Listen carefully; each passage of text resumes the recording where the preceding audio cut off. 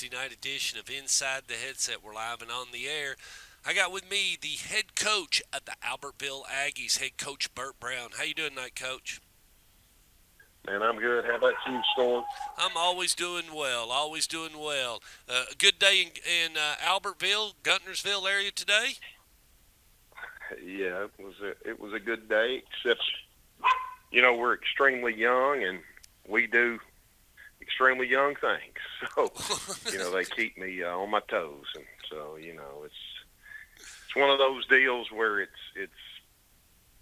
we just got so many young kids. We've got 8 seniors in 7A football, and it can be a headache at times. Well, I mean, thank God you're doing it, though, Bert. We're all supporting you. That's the reason why you're on this show and you're in the hot seat as I'm talking to Yeah, you. It's hard, Bert. It's not easy raising yeah. kids. Well, it's not easy raising kids, but it's better when they're 6'5", 300 pounds. Exactly. you know, They look better in a set of and they're shoulder juniors pads. and seniors. And they look better in a Yeah, set of shoulder pads, and they got just a little bit of football experience, just a little bit yeah, of football yeah. knowledge. That's the biggest thing. We just don't. I mean, we just absolutely will shoot ourselves in the foot with young mistakes. We'll have a giant big play, and turn around the next play. We'll throw a screen that should be a touchdown, and no linemen go out. Oh, gosh. Um, you know, things like that. Just because we're just so young up front. And I'm tired of being young up in the offensive line. I can tell you that. It's 2 years in a row, and we had 4 sophomores started last year, 1 senior. We don't have any seniors starting this year, and we're back to where we're starting a freshman some at left tackle and a sophomore guard. And that's not a potion for winning. I can tell you that when you and we're playing a freshman quarterback. Yeah, yeah. So And you got in. I mean, you got in there at Boaz, and you took it on the nail from them. I mean, they brought everything, and you said their quarterback was good, and they gave you 48 minutes of Boaz football. I mean, you couldn't stop them. mhm. No, and in Alabama, it's the only state I've ever been in that doesn't have a running clock, a mandatory running clock. Their thing down here is both the coaches have to agree. Well, come on, man. What are we trying to do? Are we trying to help kids out and let kids enjoy the game, or are we trying to get coaches to be able to have 500 yards and pat and hit themselves on their chest and talk about how great they are? Yeah, And it's that's one of the things that bothers me is everywhere else I've ever been, Georgia, Tennessee, Kentucky, they have a mandatory running clock with a certain amount of points. that's exactly And right. here it's, well, both coaches agree. Well, you know what? I tried to do that last year with a guy, like I said, started an 8th grade quarterback, 7A football, and 4 sophomore offensive linemen. Well, I don't want to do that. So, there's issues I take with that. It's a shame that high school athletic associations don't say, at this point, we're going to have a running clock, whether you like it or not, because you want to run the score up and make everybody think you're just the king of coaches. Well, let me just tell you, there's so many guys out there that will beat their chest. It's about Jimmy's and Joe's, buddy. And that's what it's about. Coaching is very overrated, in my opinion, but right now my opinion's not worth much. Well, and you mentioned something great. I mean, you taking the other foot. Let's take it that Albertville's. You're either the hammer or the nail. But if you had the hmm hammer, I mean, I know you well enough, Coach. You're not in a. It's just like Coach Rankin talking earlier. Number one thing is if I feel like the game's in hand, it's now starting time. Let's get these other kids in here. They work hard. That's how hmm you get them Yeah. hungry. I mean, you should start to see. I mean, as after Boaz was up 21, 28 points on you, you should start to see some other jerseys on the field from the other side. You Yeah, should. well, and you should, and they started 15 seniors. I don't have but 8 seniors, 4 of which don't play in the game. So You why know, didn't you so why didn't you start your other guys that could have gotten a chance and give them a little taste? I mean, because you're right. I mean, yeah, you right, you would right, have and you would have done that's that. the thing I always say. And of course, I've heard, well, you don't want to run the clock because you want your younger guys to be able to play a lot. That's a bunch of horse crap. I've been involved in games where I could have smoked people by 50 or 60, and I didn't do it. And I got to the running clock, and I put my puppies in, and you know, let them play because they deserve it. They're out there working, and so I take issue with that stuff, and that's one of the things down here I'm gonna push for. And I'll listen, help you. I mean, in 2 years I'm gonna be good. We're gonna be good here well, and because we're playing so many young guys, and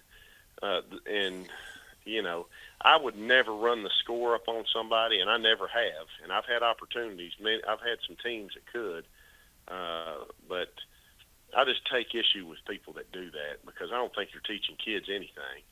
And I mean, I've said this time and time and time. In 2002, I had Twain Willis at Perry Central in the mountains of Kentucky, and he led the state of Kentucky. We got beat in the first round of the playoffs. Like the school had never had a winning record, and we had the best season they've ever had. And we got beat in the first round of the playoffs. Twain Willis led the state of Kentucky for 14 weeks till after the semifinals and the touchdowns in the state. And I took him out in the first half in 5 football games. He could have set the state record for touchdowns. He went on to Kentucky and led it as a true freshman at corner. And but I wasn't going to do that. I mean, I had him. I had Al Holland, who signed with Wake Forest to play quarterback. So I had some guys, and I never just blitz people like that because I just don't believe you do it. But anyway, we're extremely young, and we do young, stupid things, and it's just like you sit and you tell them this, that, or the other, and then 2 minutes later, 5 of them are asking the thing you just told them, because they're young, they don't pay attention. But we're going to be, give us a couple years here, and all these puppies that are playing. We're gonna be something to be reckoned with, I think.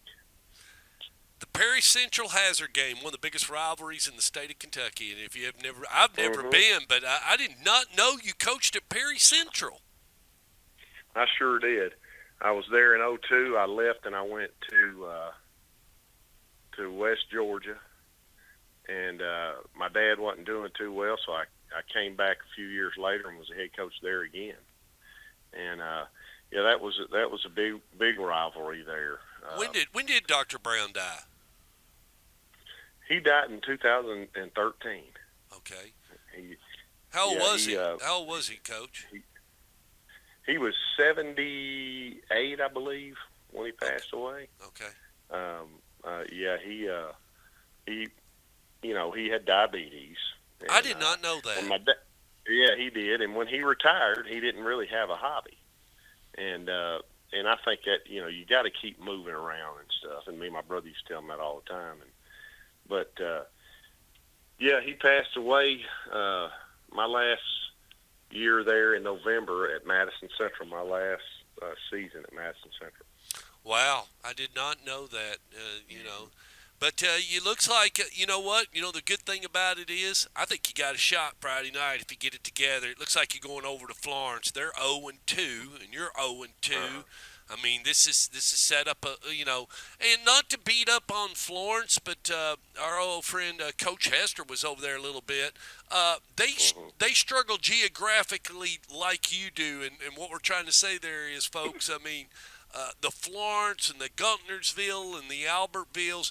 They're not the Hoovers and the Birminghams and the Mobiles. No. I mean, it's a different population where you are and where Florence is. The good thing about Florence is that they get kind of the same. The Tennessee River comes through there. The Tennessee River comes through.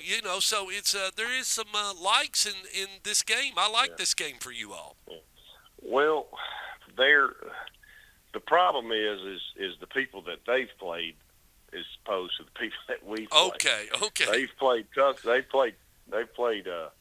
played Muscle Shoals last week, who's pretty Oh, dang good. yeah, and And that's a got big some Division rivalry. One. That's a big Yeah, rivalry. The and Florence then Muscle. and they played Tuscaloosa Hillcrest, who might give the Birmingham boys a run for their money. Who the Tuscaloosa Hillcrest has got two big Division One defensive linemen that are some animals. So the speed of the games that they've played are a lot faster than the speed of the games that we've been playing the last 2 weeks. So, I've tried to tell the kids that. I said, no, They're I'm going to never be lied to hungry. you, and I Yeah, told you I they're never going to be will. hungry. And, yeah, we're getting ready to play a much faster football team than we've been playing, and much faster up front in the D line. So, we're going to try to do some things. My little quarterback was 20 or 32 last week.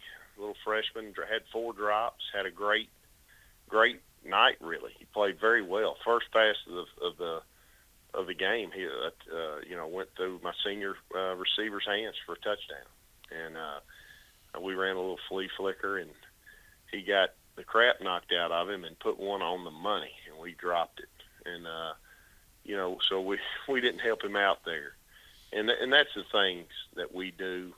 We just we've got to capitalize when we get chances, and when you're young, you really it's just, I've never had a team this young before. I mean, my second year, I've always won anywhere I've ever been in my second year, but we've got such a young team. I mean, you start a freshman at quarterback, even though he's doing well, he's still a freshman, and they're going to make freshman mistakes. And like I said, I looked up at one time during the game last week, and we had a freshman left tackle and a sophomore 5'8.5" guard with a 5'8" freshman quarterback. Playing 7A ball in Alabama. Yeah. And you're playing against Boaz. Yeah. So, like I say, the future, I think a couple of years down the road, we're going to be a totally different football team. And but just when you're struggling and playing, like I say, when I got here, I had 8 seniors and 8 juniors. So that didn't bode well for the previous coaching staff that was here about getting kids to come out for football, And we've got 26 juniors and 33 sophomores, and I think close to 40 freshmen and 50 eighth graders and 45 seventh graders. So, that's one thing that, I've told our staff, we've got to get out in the hallway and recruit kids, get our guys that are in this school to play football. Well, and you were talking about, the youth football program and those lower numbers. Once you get it down there, Bert, and you get some things going, like you said, It'll take a couple of years, but that's you got to start somewhere. I mean, you look at Rockville, and they're just, a couple of years ago they just brought that program in, and they don't. They're trying to get it. It's tough. And a long time ago, I can remember when in the year of fall of 1998. I walked out at Smyrna, and I looked across, and there was 700 young men playing football and 302 cheerleaders. There was 1,000 kids involved in youth football in Smyrna. I think at one point we had, 8 double or 4 or 5 double C teams, and almost like and in the C bracket we had like 10 to 12 C teams. Whether you use triple C, there was only one triple C. But only one double, but we had a ton of single C teams and 8-year-old teams. But you got to have those because you look at the success. What happens? Smyrna wins state championship. That's what happens. When you can get the especially the middle school level kids out and playing, and that's one thing I have just absolutely gone over to the middle school and talked to those kids several times last year, and about playing football. And like I say, man, when you're playing 7A football and you have 8 juniors and 8 seniors, which is what we had last year, it does not bode well, because everybody we're playing in 7A has got 30, 35, 40 seniors, and football is that one is in other sports, basketball and baseball. If you got one or two seniors, Shoot, you can go a can long still way. be good. Yeah, you can. Yeah, If you got a but playmaker, yeah. in football now, you got to have some numbers in your senior class. It's just, my brother's junior year. I say this all the time. They went 6-5, I think, his junior year. They had a terrible senior class in front of them. I think they only had two seniors started on that football team, maybe one, and they lost 5 games by like 15 or 16 points total. And then the next year, I think they start out 9-0. Their Wow. senior year. So you got to have that strong senior class in front of you. That's for sure. Yeah, and not only that, like you said, it's taken a while to get it going so that you have seniors on your squad, and not only you have seniors, but seniors that are starting and playing. Yeah, You can't have yeah, them on the sideline. yeah. That's right. And it's frustrating. I try to tell myself that I think God's put me here for a reason, and not everybody can win a state championship. I would love to, um, but I think that there's a purpose, that a reason that I'm here, and that the good Lord's got me here, and hopefully we can just help kids and get kids where they need to be, and help them out. Well, Coach, we wish you the best of luck. That game's on the road. You're going up to Florence, and I watched Florence and Blackman play years ago. Will Hester Uh-huh. was there, and I went to that game, and I remember just like it's a nice little place to play. Have you ever been there? Yeah. Oh yeah. Well, I've coached there when I was at the University of West Georgia, North Alabama place in that Yeah, stadium. they sure And then do. when I was at Tennessee Tech, I coached there. We Yep. played North Alabama. Yeah. Well, all righty, Yep. Coach. Good luck Friday night. Stay safe and play hard. Yeah. Well, buddy, I appreciate you, Sort. Thank you, buddy. All right, you're always welcome. See you. Bye. Bye bye.